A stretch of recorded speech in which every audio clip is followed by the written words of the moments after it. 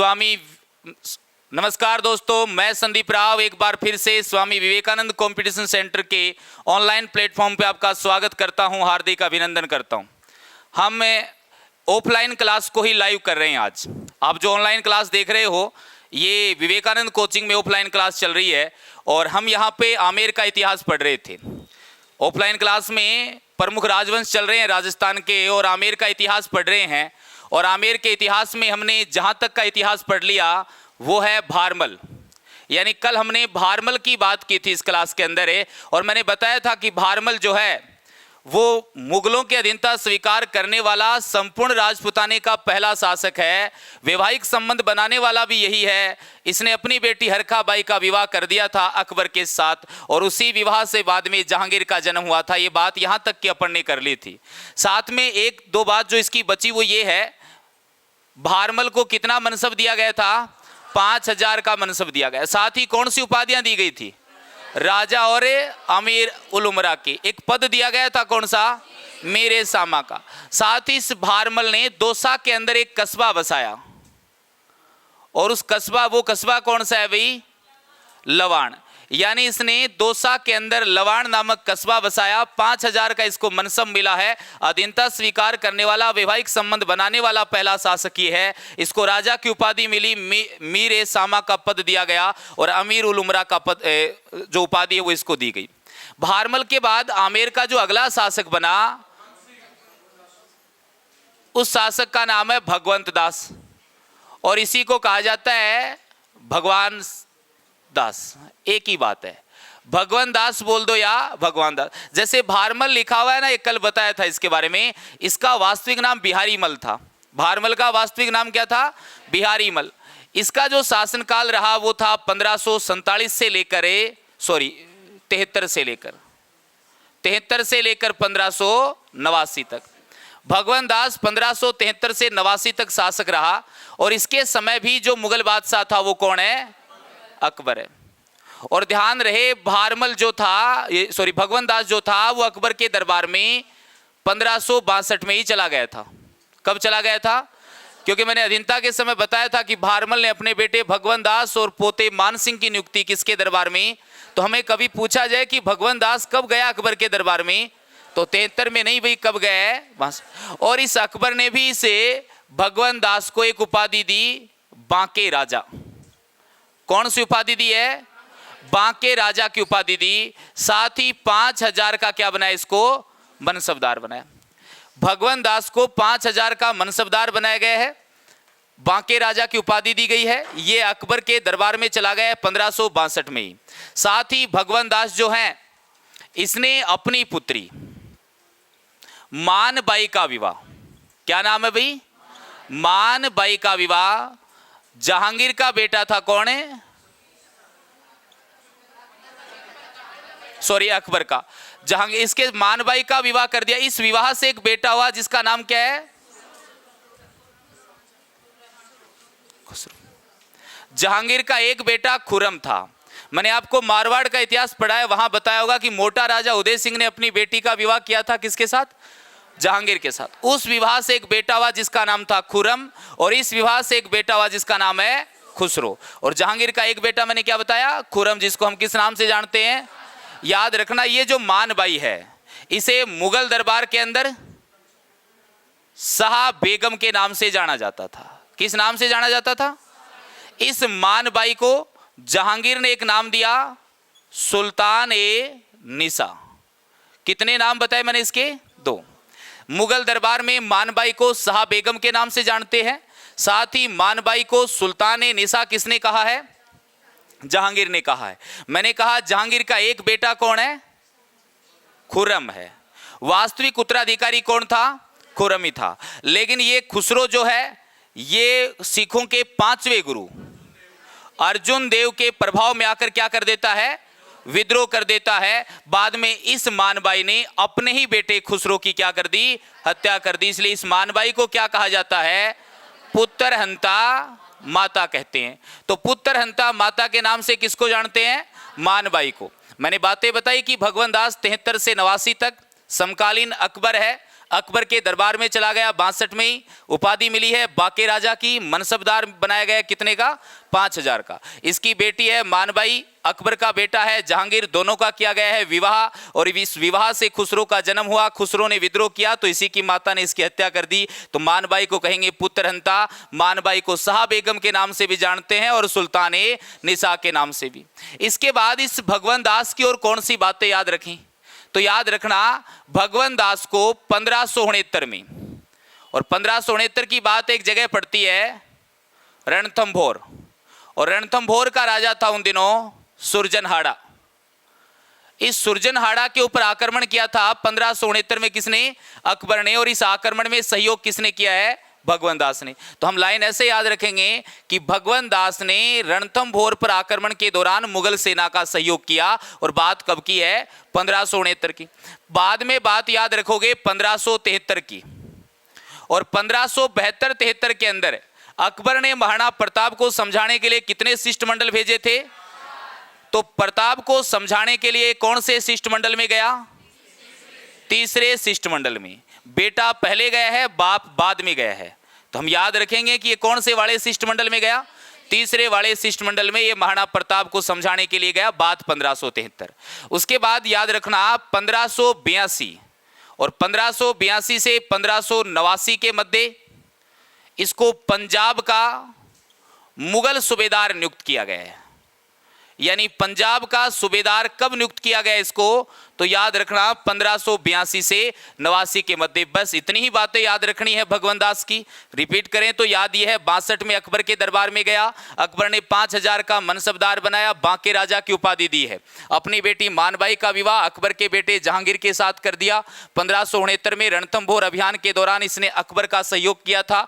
रणथंभौर का राजा उन दिनों सुरजनहाड़ा था। 73 में ये प्रताप को समझाने के लिए जाने वाले तीसरे शिष्टमंडल का नेतृत्व करता है, और 1582 से 89 के मध्य इसको कहां का मुगल सूबेदार बनाया गया, पंजाब का। इस भगवान दास के बाद जो आमेर का शासक बनेगा वो है मान सिंह। कल अपन ने भारमल के बारे में बात की, अभी मैंने भगवान दास के बारे में, और इसके बाद बात करेंगे मान सिंह के बारे में। एक बार नोट कर लो भाई ये बातें।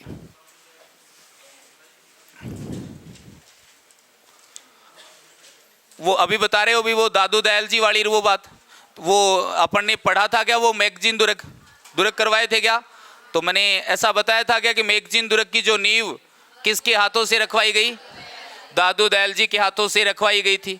तो अकबर दादू दयाल जी का भक्त था, और याद रखना ये भेंट करवाने का काम किसने किया था, भगवान दास ने ही किया था, और इनकी भेंट फतेहपुर सीकरी के इबादत खाने में हुई थी।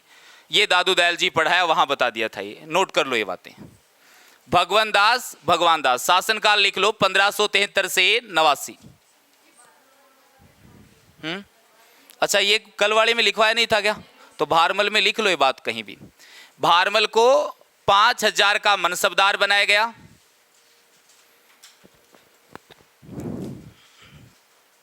भारमल को 5000 का मनसबदार बनाया गया,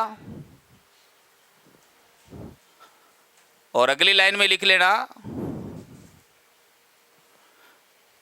भारमल ने दौसा में लवाण कस्बा बसाया था।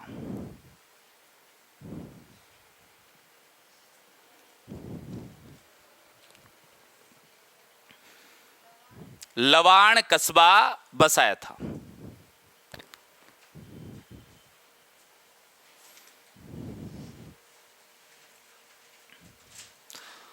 उसके बाद लिखना, अब एडिंग डाल लो भगवान दास, बातें नहीं बिल्कुल भी भाई।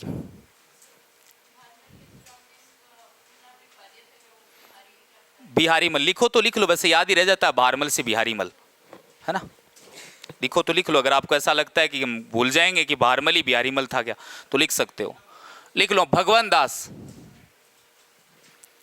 और भगवान दास का शासनकाल लिख दो 1573 से 89। 1573 से 89 लिखना। इसके समकालीन मुगल बादशाह अकबर था।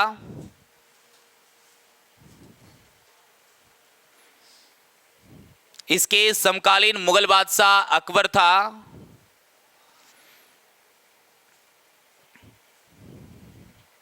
और ये अकबर के दरबार में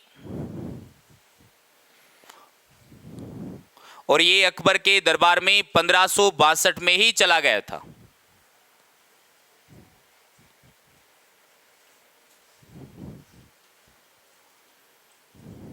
पंद्रह सौ बासठ में ही चला गया था। उसके बाद लिखना, अकबर ने भगवान दास को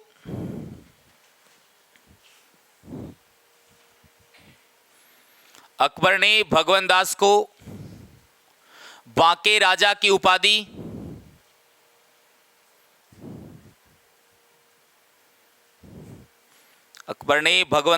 बांके राजा की उपाधि व 5000 का मनसबदार बनाया था।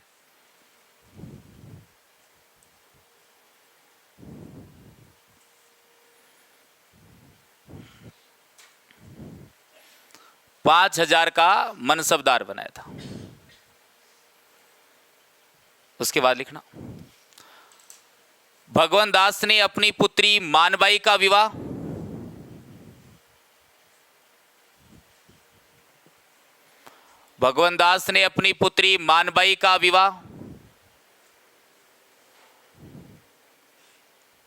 अकबर के बेटे जहांगीर के साथ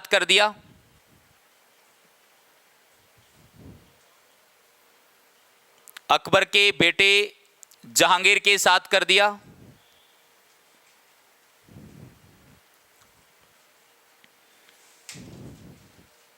और इसी विवाह से खुसरो का जन्म हुआ था। खुर्रम नहीं लिखना है, खुसरो है। इसी विवाह से खुसरो का जन्म हुआ था।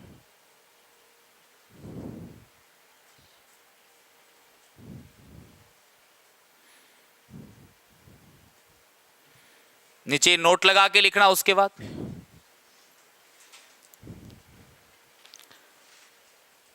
लिखना, खुसरो ने सिख गुरु अर्जुन देव के प्रभाव में आकर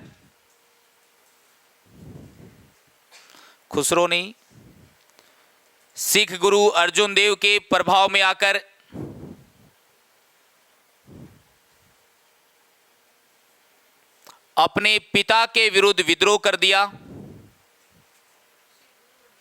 देव के प्रभाव में आकर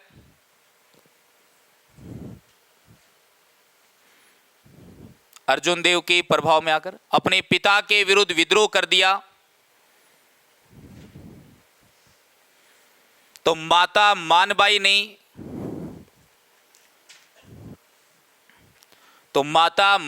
ने खुसरो की हत्या कर दी।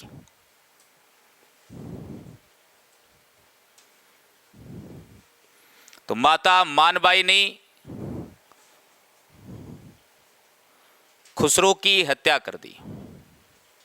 नीचे लिखना, मानबाई को पुत्रहंता माता कहा जाता है।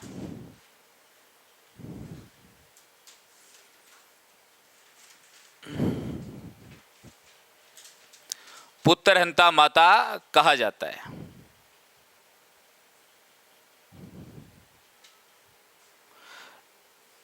नीचे लिखना, मानबाई के अन्य नाम, उपाधि बोल दो, उपनाम बोल दो, अन्य नाम बोल दो। मानबाई के अन्य नाम, और मानबाई के अन्य नामों में नंबर 1 लिख दो, शाह बेगम।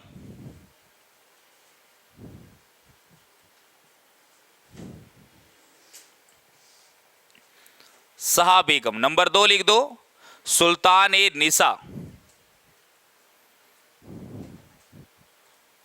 सुल्तान ए निसा। और सुल्तान ए निसा जहां भी लिखा इसके डेस लगा के लिख दो, जहांगीर ने कहा।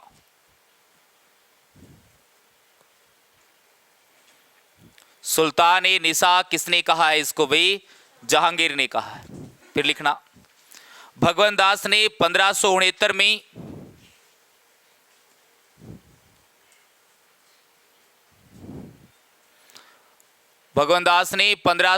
में रणथंभौर अभियान के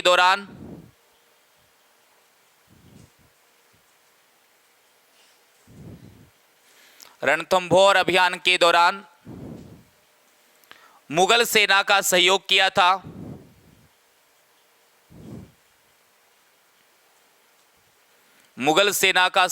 था।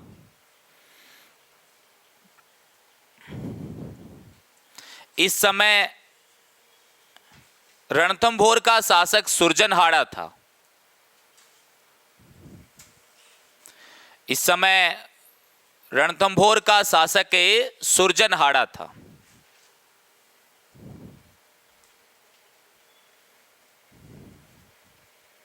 फिर लिखना, अगली लाइन में लिखो, अकबर ने भगवंत दास को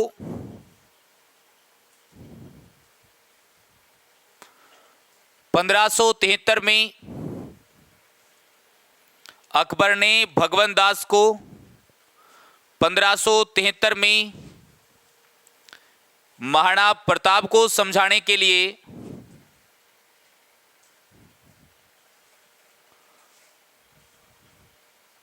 महाराणा प्रताप को समझाने के लिए तीसरे शिष्टमंडल में भेजा था। महाराणा प्रताप को समझाने के लिए कुल कितने शिष्टमंडल भेजे गए? चारों आपको अच्छे से पता है। पहला बताओ किसके नेतृत्व में, दूसरे वाला, तीसरे वाला और चौथा टोडरमल। उसके बाद लिखना 1582 से 89 के मध्य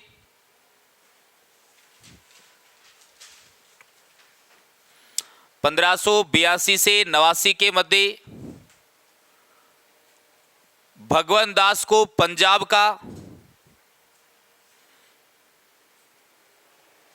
भगवंत दास को पंजाब का मुगल सूबेदार बनाया गया।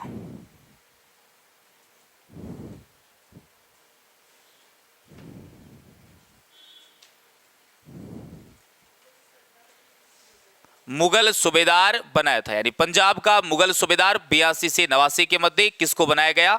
भगवंत दास को। उसके बाद लिख लेना, एक क्वेश्चन लिख लो,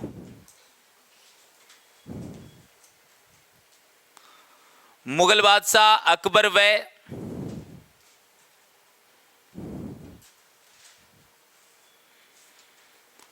मुगल बादशाह अकबर व राजस्थान के संत दादू दयाल जी की भेंट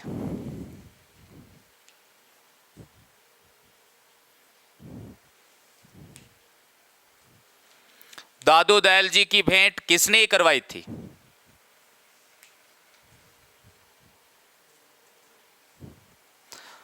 मैंने दादू दयाल जी के अंदर ये बात बताई थी कि दादू दयाल जी ने अपने प्रवचन अकबर को कहां सुनाए थे भाई? फतेहपुर सीकरी के इबादत खाने में 1585 के अंदर सुनाए। और याद रखना, मैगजीन दुर्ग की नींव भी किसके हाथों से रखवाई गई? तो दादू दयाल जी के साथ जो भेंट करवाने का काम किया वो किसने किया है? भगवंत दास। मैंने जब हल्दी घाटी युद्ध करवाया उस समय मैंने कहा था कि मुगलों ने प्रताप के हाथी राम प्रसाद को पकड़ा और नाम कर दिया। ये काम भाई ऑन द स्पॉट नहीं हुआ था, युद्ध के बाद हुआ था। तो युद्ध में हाथी को पकड़ा गया राम प्रसाद को, और बाद में अकबर को ले जाकर दिया गया था वो, और अकबर ने नाम रखा उसका। तो अकबर को ले जाकर किसने दिया? वो भगवंत दास ही था। तो नीचे नोट लगा के लिख लो ये बात। हल्दी घाटी युद्ध में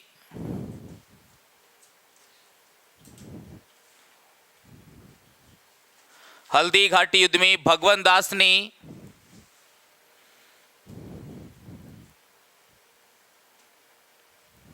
हल्दी घाटी युद्ध में भगवंत दास ने प्रताप के हाथी राम प्रसाद को पकड़कर प्रताप के हाथी राम प्रसाद को पकड़कर अकबर को भेंट किया था।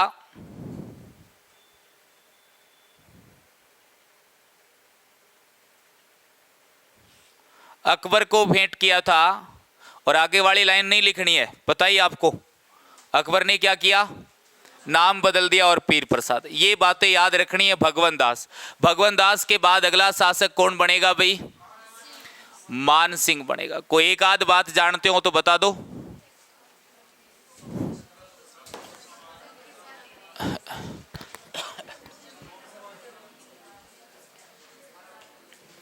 मनी मन में बताओ लाग रहे हो, इतनो जोरों तो बताओ कि कैमरा वाला सुने लाग रहा। अन्न भी बिरो पाट जा। अकबर ने फरजत। अगला शासक बना भाई मान सिंह। ये मान सिंह प्रथम है कि दूसरा है भाई? ये बताओ। मान सिंह प्रथम है। ये शासन काल क्या है इसका? 1589 से लेकर 1614। तो याद रखना मानसिंह प्रथम जो है वो 1589 से 1614 तक आमेर के कछवा वंश का शासक रहा। अगला क्वेश्चन ये है कि ये कितने मुगल बादशाहों के समकालीन है? ये कितने मुगल बादशाहों के समकालीन? तो याद रखना वो दो हैं, एक का नाम है अकबर और एक है, तो याद ये रखना कि ये अकबर के भी समकालीन था और ये जहांगीर के भी समकालीन था। इस मानसिंह का जो जन्म हुआ वो 1550 में कहां पर हुआ है? मौजमाबाद जयपुर के अंदर हुआ है। तो 1550 में मौजमाबाद में जन्म हुआ है किसका? मानसिंह प्रथम का। उसके बाद याद रखना जब 1589 में इसका राज्याभिषेक किया गया तो इसका राज्याभिषेक कितनी बार हुआ? इसका राज्याभिषेक 2 बार हुआ है। याद रखें, एक बार जो हुआ वो पटना के अंदर हुआ और दूसरी बार जो इसका राज्याभिषेक हुआ वो आमेर में हुआ। तो इसका राज्याभिषेक कितनी बार हुआ? 2 बार। पहली बार पटना में, दूसरी बार आमेर में। जन्म 1550 में मौजमाबाद में। 2 मुगल बादशाहों के समकालीन है, अकबर और जहांगीर। अब याद रखने वाली बात यह कि मानसिंह जो है ये 1562 के अंदर किसके दरबार में चला गया? अकबर के दरबार में चला गया। अब 1562 में ये कितने वर्ष का है? तो हम कहेंगे कि मानसिंह मात्र 12 वर्ष की आयु में किसके दरबार में आ गया है? अकबर के दरबार में। तो अकबर के दरबार में आया तो इसका ज्यादातर बचपन बीता है अकबर के दरबार में। तो अकबर ने इस मानसिंह को कौन सी उपाधि दे दी? फरजंद की उपाधि। फरजंद का मतलब है गोद लिया हुआ बेटा, यानी अकबर ने मानसिंह को अपना गोद लिया हुआ बेटा बताया। 1562 में आ गया था 12 वर्ष की आयु में, इस वजह से अकबर ने इसको कौन सी उपाधि दे दी? फरजंद की उपाधि दे दी। उसके बाद याद रखना मानसिंह की अगली बात ये बनती है कि ये राजपूताने का वो शासक है जिसने सर्वाधिक समय तक क्या की है? मुगल सेवा की है। और सर्वाधिक समय तक कितने समय तक मुगल सेवा की इसने? तो याद रहे 1562 में आया है ये और इसकी मृत्यु 1614 में। शासक तो ये बना 1589 में, लेकिन मुगलों की सेवा में तो 62 में ही आ गया। तो 1562 से 1614 कितने वर्ष हुए भी? अब या मत कहो ऐसे स्टेड़ा की मार तो मैथ कौन रेडी है, मैथ को कोई काम को नहीं है ना। तो 1562 1614 52 वर्षों तक इसने सेवा की है। साथ ही याद रहे कि इसने मुगलों की तरफ से 67 युद्ध जीते थे। मुगलों की तरफ से कितने युद्ध जीते? 67 युद्ध जीते। कितने वर्षों तक सेवा की? 52 वर्षों तक सेवा की। 1562 में आ गया किसके दरबार में? अकबर के दरबार में। फिर याद रखें कि और कौन सी बातें याद रखनी है? 67 युद्ध जीते हैं तो प्रथम सैन्य अभियान याद रहे कि मानसिंह का प्रथम सैन्य अभियान मुगलों की तरफ से, तो जिस अभियान में 1569 में सुरजनहाड़ा के विरुद्ध भगवंत दास जा रहा है, साथ में कौन है? तो ये 68-69 का अभियान था रणथंभौर अभियान। तो ये रणथंभौर अभियान जो है ये मुगलों की तरफ से मानसिंह का पहला सैन्य अभियान है। और कुल कितने युद्ध जीते हैं? 67 युद्ध जीते हैं, 52 वर्षों तक सेवा की है। साथ ही अकबर ने मानसिंह को 7000 का क्या दिया भाई?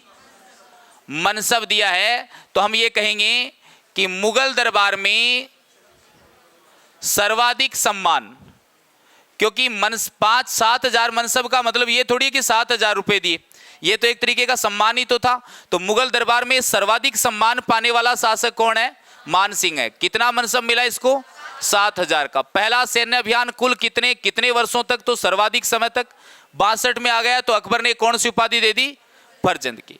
उसके बाद याद रखना 1573 में पहला सैन्य अभियान याद रहेगा अपने को 1569। फिर 1573 के अंदर प्रताप को समझाने के लिए मानसिंह को कौन से शिष्टमंडल में भेजा गया? दूसरे शिष्टमंडल में। मैंने आपको मेवाड़ का इतिहास करवा दिया और मैंने ये भी बता दिया कि हल्दी घाटी का युद्ध और ये चारों शिष्टमंडल, इस शिष्टमंडल के दौरान मानसिंह की अनबन हो गई थी क्या भाई अमर सिंह के साथ?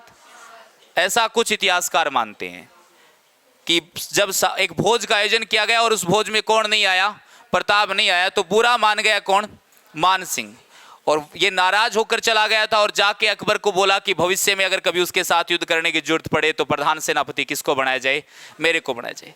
1573 में दूसरे शिष्टमंडल में प्रताप को समझाने के लिए आया और उसके बाद 1576 के अंदर एक युद्ध हुआ। उस युद्ध का नाम क्या है, हल्दी घाटी का युद्ध। और ये हल्दी घाटी का जो युद्ध हुआ ये किसके बीच है, एक तरफ तो प्रताप है और एक तरफ मुगल सेना है, और उस मुगल सेना का नेतृत्व करने वाला कौन है भाई, तो मान सिंह है। प्रधान सेनापति मान सिंह को और सहयोगी किसको बनाया गया है, आसफ खां को। भाई कैमरे वालों को दिख रहा है तो बहुत अच्छी बात है, नहीं दिख रहा है तो सुन लेना। 1576 में युद्ध हुआ है, कौन सा, हल्दी घाटी का युद्ध। प्रताप एक तरफ मुगल सेना का नेतृत्व कौन कर रहा है भाई, मान सिंह कर रहा है। सहयोग किसने किया है, आसफ खां। तो याद, ये लाइन याद रखनी है मान सिंह में। वैसे अपन हल्दी घाटी युद्ध पढ़ चुके हैं, मान सिंह में इतना याद रख लेना कि इसे हल्दी घाटी के युद्ध में मुगलों की ओर से क्या बनाया गया है, प्रधान सेनापति। अब हल्दी घाटी जो युद्ध हुआ उसका रिजल्ट ये आया कि युद्ध क्या रहा है, अनिर्णायक। अब युद्ध अनिर्णायक रहा, लेकिन मान सिंह को तो जिम्मेदारी ये दी गई थी, युद्ध तो क्या रहा, अनिर्णायक, लेकिन मान सिंह को जिम्मेदारी ये थी कि किसको पकड़ना है, प्रताप को। पकड़ने में क्या रहा, असफल। तो मान सिंह से नाराज हो गया कौन भाई, मान सिंह से नाराज हुआ है अकबर, और अकबर ने इस मान सिंह को क्या कर दिया, इससे मनसबदारी भी छीन ली, इससे मनसबदारी भी छीन ली और अपने दरबार से निकाल दिया। थोड़े समय बाद ही इसको वापस बुला लिया। बस इतनी सी बात याद रखनी है। एक बार फिर से रिपीट करें। इसके बाद वापस आने के बाद जो घटनाक्रम रहा मुगलों की तरफ से मान सिंह का, उसके बारे में बात करेंगे। 1589 से 1614 तक आमेर का शासक कौन है, मान सिंह है। ये कितने मुगल बादशाहों के समकालीन, दोनों कौन है, अकबर और इसका जन्म हुआ है 1550 में मौजमाबाद जयपुर। राज्याभिषेक कितनी बार हुआ, पहली बार, दूसरी बार हुआ है 1562 में। कितने वर्ष की आयु में आ गया, किसके दरबार में, तो इसका बचपन बीता है कहां पे, अकबर के दरबार में। अकबर ने दे दिया इसको फरजंद की उपाधि। साथ ही ये सर्वाधिक समय तक मुगल सेवा करने वाला राजपूत शासक है।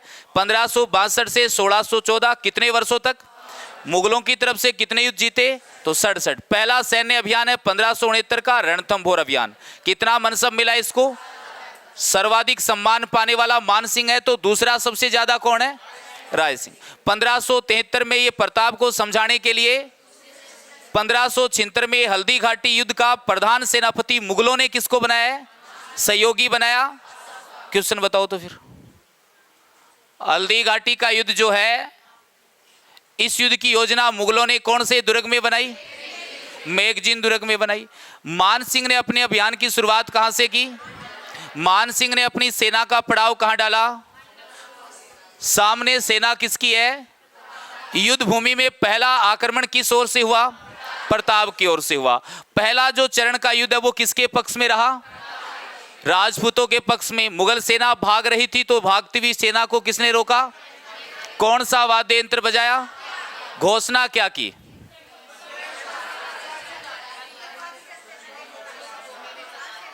शाबाश शाबाश शाबाश। स्वयं मुगल बादशाह युद्ध भूमि में विशाल सेना के साथ पधार रहे हैं, ये कहा था मित्र। दूसरे चरण में युद्ध हुआ हाथियों का, कौन जीता, दूसरे चरण में विजय रहा है कौन, मुगलों की सेना। अकबर तो आया ही नहीं, बावड़े हैं अकबर।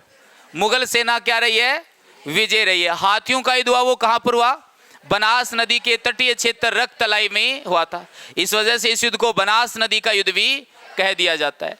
तीसरा और निर्णायक चरण, प्रताप और मान सिंह आमने सामने। प्रताप घायल हुआ, मुगल सैनिक पीछे लगे हुए हैं, तो बचाया किसने है भाई, शक्ति सिंह ने। प्रताप का मुकुट किसने धारण किया है, झालाविदा ने। प्रताप का घोड़ा कौन सा, स्मारक बना हुआ है बलिचक।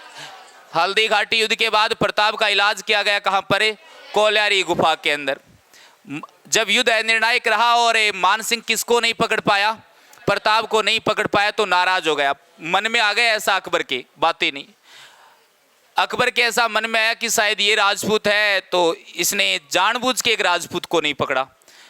संदेह कर लिया अकबर ने किसके ऊपर, अपने बेटे सम्मान मान सिंह के ऊपर। निकाल दिया, मनसबदारी भी छीन ली, लेकिन थोड़े समय बाद गुस्सा शांत हुआ तो बोला गलती हो गई, वापस आ जा। आ गया मान सिंह, और इसके बाद आने के बाद ये मुगलों की तरफ से सूबेदार बनाया जाएगा लाहौर का, सूबेदार बनाया जाएगा काबुल का, सूबेदार बनाया जाएगा बंगाल का, सूबेदार बनाया जाएगा बिहार का। कितने नाम लिए मैंने? बंगाल, बिहार, लाहौर, काबुल, 4 जगह का क्या बनाया गया इसको? सूबेदार। वहां का सूबेदार रहते समय इसने किस प्रकार से मुगलों की सेवा की, उसकी बात करेंगे। बातें नोट करो एक बार।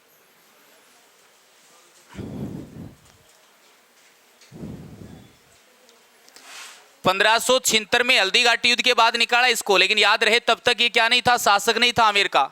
शासक तो कब जाके बना है? 89 में। लिख लो अब। तो ऐसे भी पूछ लेगा कि जिस समय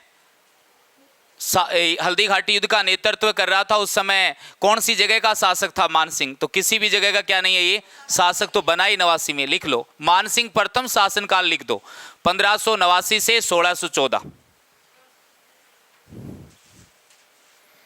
1589 से 1614। फिर लिखना, यह 2 मुगल बादशाहों के समकालीन रहा था। यह 2 मुगल बादशाहों के समकालीन रहा था। और ये लाइन जहां खत्म हो डेस लगा के दोनों नाम लिख दो। वो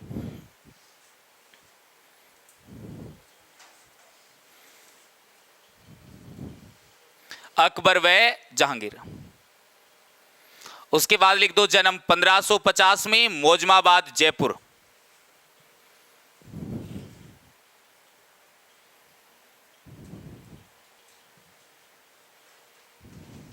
ऑनलाइन क्लास चल रही हो, जहां ज्यादा ध्यान रखना पड़ेगी, के बोलना पड़े के न बोलना पड़े, थोड़ा सा ज्यादा रखना पड़े, क्योंकि अपनी जो क्लास है ना अब तो जानबूझ के बोल रही हूं। कई बार क्या है कि जहां आपनों कोई दुश्मन है, अपनी कोई के साथ बने को नहीं, आपन बड़े तक के पुचानी है बात। अब आप सीधा जाके कह भी गुन सकाउन, क्योंकि सीधी जाके कहनी पापन बेरो बो को कसु तो भाईलो है, और ऊँका आगा पाओ की बुराई करांगा तो वो आगे पक्का पतिया पोगो। तो आप जानबूझ के उन बात जाके बातें बता जाता कि वो बात बड़े तक पहुंचा दे। वो तो जरियो है, वो तो केवल क्या है, जरियो। अपनी क्लास कोई स्टूडेंट देखा है ना देखा है, स्टूडेंट ने तो वो लिंक भेजना पड़ा है, देखे रहे, लाइक करिए कमेंट करिए, है ना। स्टूडेंट ने तो भेजना पड़ा है, जो है ना यहाँ पे पहले से कोई, उनको भेजना नहीं पड़ता, वो देखते हैं, वो अपने आप देखते हैं। हुआ गया, मैं एक बार ऐसे क्लास रिकॉर्ड कर रहा था और मैं एक दिन ऐसे राजस्थान जीके की जुगलबंदी करा रहा था कि गांधी नाम से बढ़ने वाले सारे एक साथ, नवलखा नाम से बढ़ने वाले, एक ही नाम से बढ़ने वाले जो भी क्वेश्चन बनते हैं वो सारे एक साथ करवा रहा था। तो गांधी बोलते बोलते मैंने बोल दिया गांधी जी का 5वां पुत्र जयनारायण व्यास, है ना। अब मान लो तेज होगा वो इस लाइन को भी काट लेगा। मैंने अभी अभी बोला ना इस वीडियो में कि गांधी जी का पुत्र है जयनारायण व्यास। राहुल गांधी ने सच में आलू से सोना नहीं बनाया था, वो क्या वो अपना स्पीच दे रहा था, अब उसके आगे पीछे की बातें काटती वो बीच वाली बात उठा ली। अपने को लगा कि राहुल गांधी क्या कर रहा है, आलू से सोना, वो तो किसी और की बात बता रहा था। जैसे मैंने अभी बोला कि गांधी जी का 5वां पुत्र जयनारायण व्यास, अब ये लाइन यूं क्यों काट ले तो लगेगा कि यही बता रहा है। मैंने गलती से वो लाइन वहां पे बोल दी, फलो फलो में जयनारायण व्यास निकल गया। वीडियो रिकॉर्ड करके 10 मिनट ही हुए थे, बाहर आया क्लास, जैसे यूट्यूब पे आई मेरे पास एक गुरुजी का फोन आया, बोला सर गांधी जी का 5वां पुत्र कौन सा? मैंने कहा जमनालाल बजाज। बोला गांधी जी का 5वां पुत्र? मैंने कहा जमनालाल बजाज। बोला सर वीडियो में आप जयनारायण व्यास बता रहे हो। मैंने कहा ये तो बड़ी गलती। मैंने ऑपरेटर को फोन किया, अभी इसको जल्दी से प्राइवेट कर, नहीं स्टूडेंट को तो पता नहीं है कौन सा है 5वां, अपन बता दें वही है उनकी तरफ से, तो लेकिन ये खा के गिर लेंगे, है ना। तो इसलिए इसमें थोड़ा सा ध्यान रखना पड़ता। मान लो आपको कोई बात गलती से गलत लिखवा दी, दूसरे दिन आया मुंह तिड़का के कहते हैं होगी गलती, लिखो लिखो दूसरों चेंज कर लो, इतनी तो बात हो है ना। लेकिन ऑनलाइन में या सुविधा हो है कौन की उनके करो जा सके, चेंज करो जा सके, तो वो थोड़ा सा यहाँ मुद्दों बना ली, जहाँ थोड़ा ध्यान रखना पड़े, जहाँ यहाँ थोड़ा अंकलडो होकर रहना पड़े यहाँ, और क्यों विशेष बात करें। लिखो कड़े तक लिखा दियो, जन्म राज्य लिखो, मान सिंह का 2 बार राज्याभिषेक हुआ था। मानसिंह का 2 बार राज्याभिषेक हुआ था।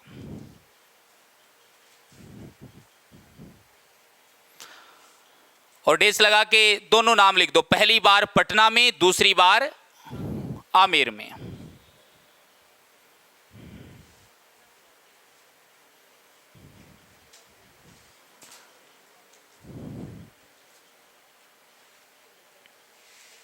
लिखो, मानसिंह सर्वाधिक समय तक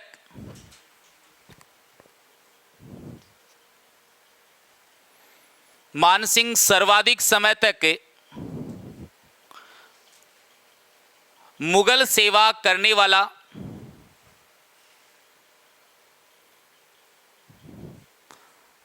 मानसिंह सर्वाधिक समय तक मुगल सेवा करने वाला शासक था, राजपूत शासक था, ऐसे लिख दो चाहे, या शासक था वो भी चलेगा। सर्वाधिक समय तक मुगल सेवा करने वाला शासक है। लाइन जहां खत्म हो रही हो कोष्टक में लिख दो 52 वर्षों तक, 52 वर्षों तक नीचे लिखना। मानसिंह 1562 में ही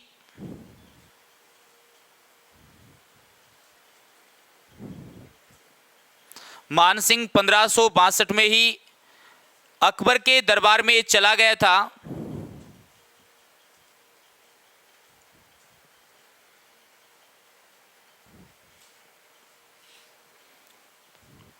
लाइन जहां खत्म हो रही है उसके कोष्टक में लिख दो 12 वर्ष। बस ये लिखवाने वाली है नहीं, लेकिन फिर भी आप कह दो कि बताया नहीं हमें। कोष्टक में लिख दो 12 वर्ष की आयु में। नीचे लिखना, अकबर ने मानसिंह को फरजंद की उपाधि दी थी।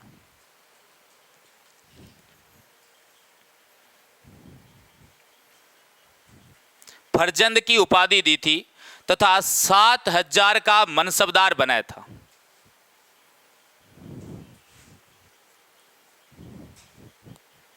सात 7000 का क्या बनाया भाई? मनसबदार। ये लाइन जहां खत्म हो रही है नीचे नोट लगा के लिखो एक बात।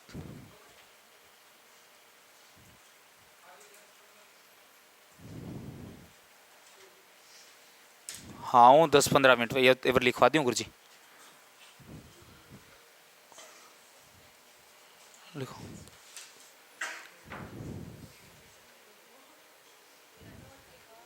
अच्छा नोट लिखाओगे? वो मैं भूल जाऊं बीच में आके कोई आंगली कर दे मेरे पास सर्टिफिकेट।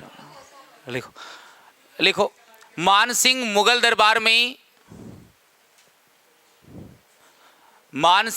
दरबार में सर्वाधिक सम्मान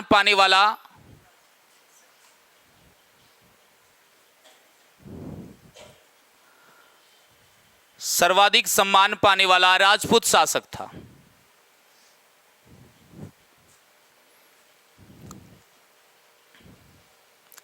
राजपूत शासक था।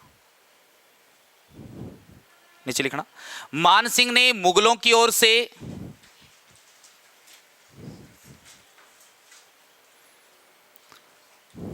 मानसिंह ने मुगलों की ओर से 67 युद्ध लड़े थे।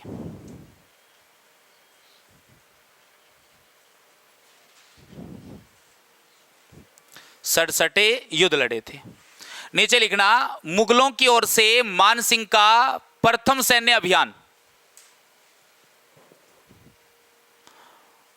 मुगलों की ओर से मानसिंह का प्रथम सैन्य अभियान, और डेस लगा के लिख देना 1569 में रणथंभौर अभियान।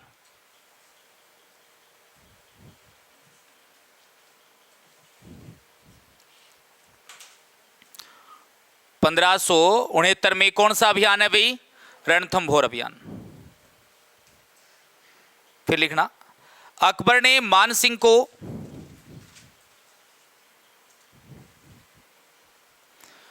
अकबर ने मानसिंह को 1573 में अकबर ने मानसिंह को 1573 में प्रताप को समझाने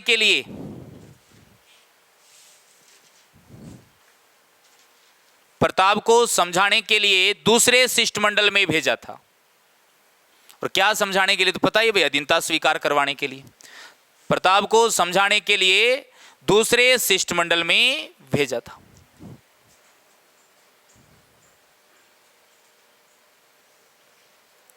फिर लिखना, अकबर ने मानसिंह को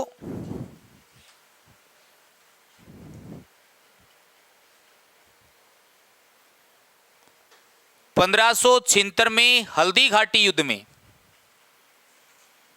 अकबर ने मानसिंह को 1576 में हल्दी घाटी युद्ध में मुगलों का प्रधान सेनापति बनाया।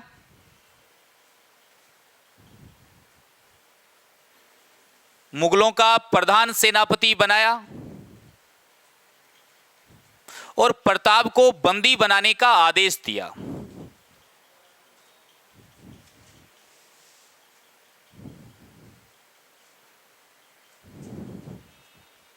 प्रताप को बंदी बनाने का आदेश दिया। बाकी हल्दी घाटी की कोई बात या रिपीट नहीं कर रहा हूं, लिखवाया हुआ है जहां पर वो नीचे लिखना, यह युद्ध अनिर्णायक रहा।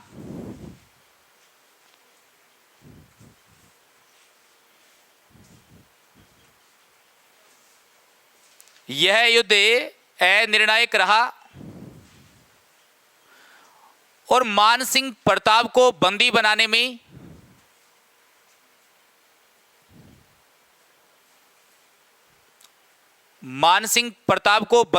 में असफल रहा।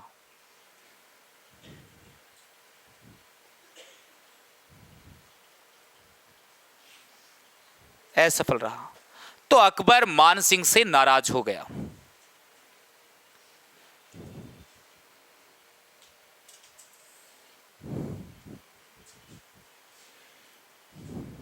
नीचे लिखना, अकबर ने मानसिंह की मनसबदारी छीन ली।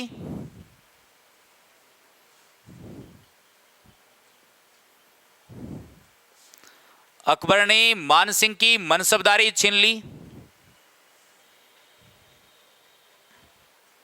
और दरबार से निकाल दिया।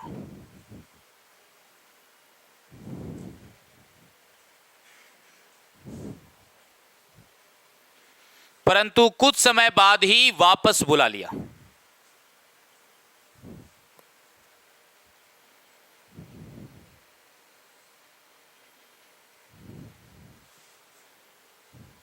परंतु कुछ समय बाद ही वापस बुला लिया।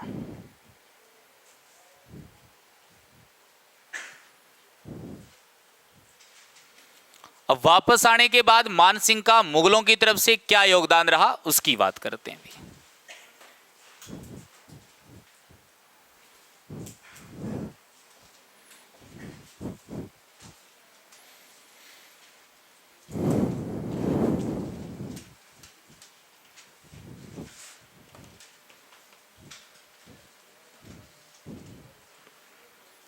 जब ये वापस आया तो एक तो घटना याद रखोगे 1581 की। कब की याद रखनी है? 1581 के अंदर इसने काबुल में, कौन सी जगह पर? काबुल में विद्रोह का, बातें बिल्कुल नहीं भी, काबुल में जो विद्रोह हुआ उसका क्या किया इसने? दमन किया। तो काबुल में विद्रोह का दमन कब किया गया? 1581। किसके द्वारा किया गया है? मानसिंह के द्वारा। उसके बाद याद रखना 1585 की बात थी और एक अभियान था, कौन सी जगह का? लाहौर। और लाहौर अभियान के दौरान इसने मुगल सेना का क्या किया है? सहयोग किया है। यानी लाहौर अभियान के दौरान मुगल सेना का सहयोग 1585 में किसने किया? मानसिंह ने। जब भी जिक्र लाहौर का आए तो एक बात याद रख लेना, लाहौर से ये ब्लू पोट्री कला लेकर आया था। कौन सी कला लेकर आया? तो लाहौर अभियान में मुगल सेना का सहयोग 85 में किया है, 81 में इसने काबुल में विद्रोह का दमन किया है। और ब्लू पोट्री कला कहां से लेकर आया? ये पोट्री कला मूलतः कहां की है? लाहौर तक लाने का काम किसने किया? और लाहौर से आज ये ब्लू पोट्री कहां की प्रसिद्ध है? तो ब्लू पोट्री कला को मानसिंह कहां लेकर आ गया? उस समय तो जयपुर था ही नहीं, आज के संदर्भ में बोल रहे हैं, ये आमेर लेकर आ गया, उसको आमेर लेकर आया। लेकिन आज के संदर्भ में जयपुर आज ब्लू पोट्री कहाँ की प्रसिद्ध है? इस ब्लू पोट्री का जादूगर किसको कहते हैं? ब्लैक पोट्री कहाँ की प्रसिद्ध है? बस 1591-92। उसके बाद कब की बात करनी है? 1591-92 के अंदर इसने उड़ीसा विजय प्राप्त की है। कौन सी विजय प्राप्त की है? उड़ीसा विजय प्राप्त की इसने। तो मानसिंह ने मुगलों की तरफ से उड़ीसा विजय कब प्राप्त की है? 1591-92 में। और उड़ीसा का राजा था नासिर खां। उड़ीसा में इसने किसको पराजित किया? नासिर खां को पराजित किया। और नासिर खां को पराजित करके जो पूरी उड़ीसा के अंदर जगन्नाथ भगवान का मंदिर है उसको अपने नियंत्रण में ले लिया। तो जगन्नाथ भगवान के मंदिर को अपने नियंत्रण में लिया पूरी उड़ीसा के अंदर, किसको पराजित करके? नासिर खां को। और उड़ीसा विजय इसने कब प्राप्त की है?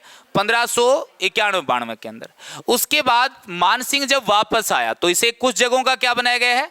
सूबेदार बनाया गया। जैसे एक जगह याद रखोगे 1584, एक जगह याद रखोगे 1587, और एक याद रखना है 1594। ये 84 नहीं भाई, 85 याद रखना। 1585, 87 और 94। 1585 में इसको काबुल का सूबेदार बनाया गया। 1585 में कहां का सूबेदार बनाया? और काबुल का जब ये सूबेदार था तो काबुल का सूबेदार रहते हुए उसने यहां पे 5 कबीलों को पराजित किया। कितने कबीलों के राजाओं को हराया इसने? तो 5 कबीलों को इसने पराजित किया। और इसी समय इसने जो आमेर का झंडा कितने रंग का है? 5 रंग का। वो पहले सफेद होता था और यहीं से वो झंडा कितने रंग का हुआ है भाई? 5 रंग का हुआ है। तो याद रखना 5 रंग का झंडा कौन से अभियान के बाद है? तो काबुल का सूबेदार बना। और वहां कितने कबीलों को पराजित किया इसने? 5 कबीलों को पराजित करने के बाद।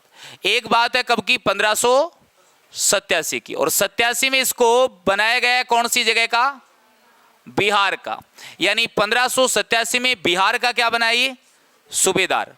तो बिहार का जब ये सूबेदार बना तो वहां से एक बात याद रखना कि इस समय यहां पर इसने मानपुर या माननगर बोलते हैं इसको, कस्बा बसाया।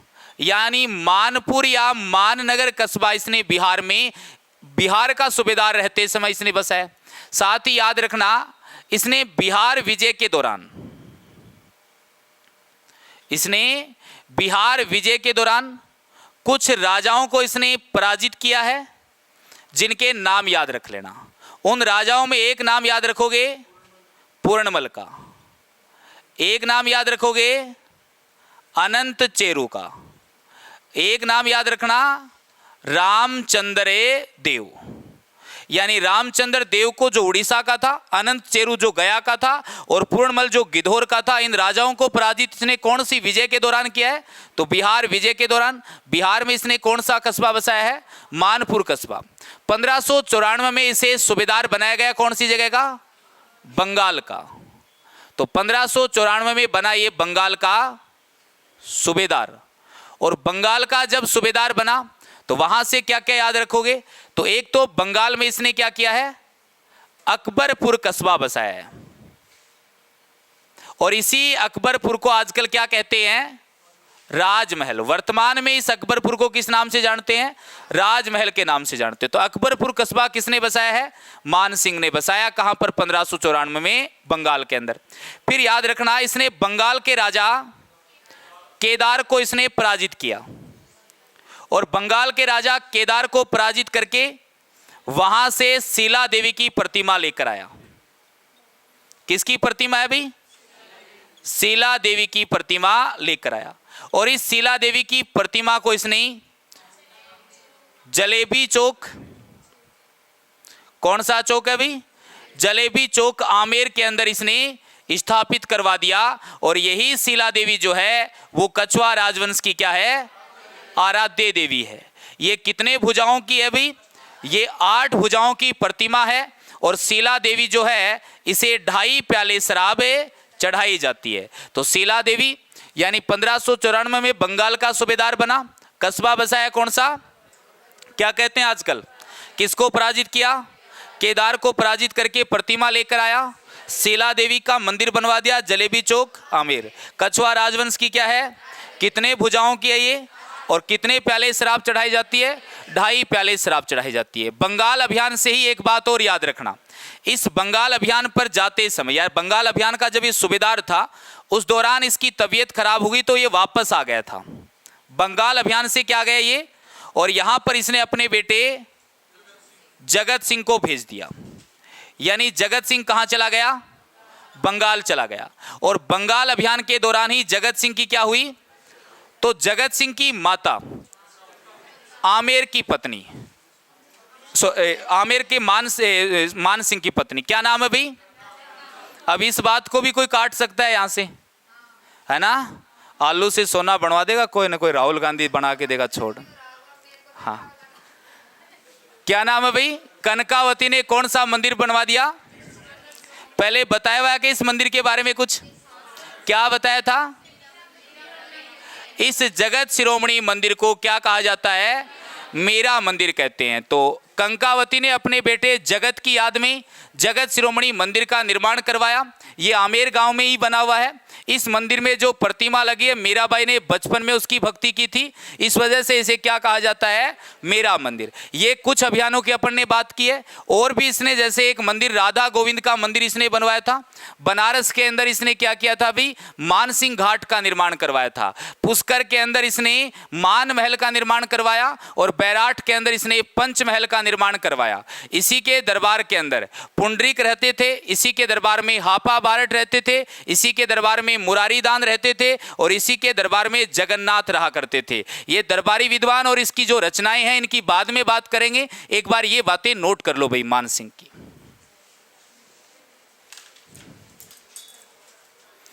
थोड़ा सा जल्दी लिख लो, कल दोबारा से रिपीट नहीं हो गई।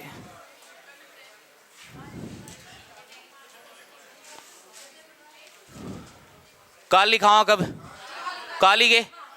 ठीक है, तो ठीक है। तो भाई अब यह क्लास बंद कर दो, आज के लिए इतना ही। जय हिंद, जय भारत।